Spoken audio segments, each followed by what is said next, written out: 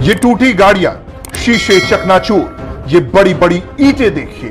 यही ईंट पत्थर बीजेपी के काफिले पर फेंके गए। काफिले में बीजेपी के अध्यक्ष जेपी नड्डा थे, उनकी टीम के बड़े बड़े नेता थे। रास्ते में टीएमसी के लोग पत्थर चला रहे थे। सबने जैसे तैसे करके अपनी जान बचाई। आज हमारे 8 बच्चे हॉस्पिटल में हैं। मैं बताना चाहता हूं कि भारतीय जनता पार्टी का एक एक कार्यकर्ता उन बच्चों के साथ है। वो बंगाल के बच्चे हैं और उन बच्चों के साथ तय जिंदगी खड़े रहेंगे जिनके ऊपर ये अटैक हुआ है।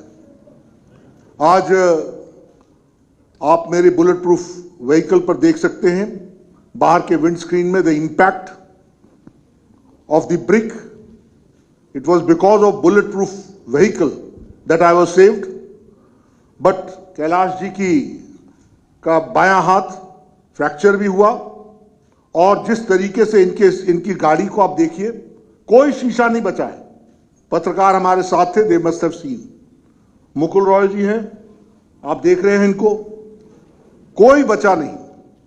हमारे अनुपम हजारा जी हैं, उनकी व्हीकल्स सारी की सारी, यानी एडमिनिस्ट्रेशन हैज टूट गई है, भारी नुकसान हुआ है।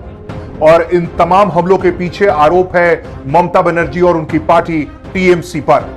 चूंकि ममता पार्टी की सर्वे सर्वा है, इसलिए उनसे सीधे सवाल हो रहे हैं। ये सवाल, ये आरोप इसलिए ज्यादा गंभीर है क्योंकि बीजेपी का नेतृत्व सीधे सीधे ममता और उनके भतीजे को चुनौती दे रहा है। इस हमले पर गृह मंत्रालय ने भी राज्यपाल से रिपोर्ट मांगी है। बीते दिनों बीजेपी के अध्यक्ष दिलीप घोष ने भी गृह मंत्रालय को चिट्ठी लिखी थी कि बंगाल में पुलिस मुस्तैद नहीं है। बीजेपी के नेताओं की सुरक्षा जानबूझकर कम की जा रही है, वो भी तब जब बीजेपी के नेता ममता के गढ़ में उनको चुनौती दे रहे हैं। बंगाल में जब भी परिवर्तन होता है तो वो परिवर्तन लंबे वक्त के लिए होता है। जैसे लेफ्ट ने बंगाल में 34 साल राज किया, ममता बनर्जी भी 10 साल से राज कर रही हैं। ऐसे में बीजेपी के जोर से ममता परेशान है, ये अपने आप में एक बड़ा सवाल है। अब परेशानी का कारण समझते हैं हम।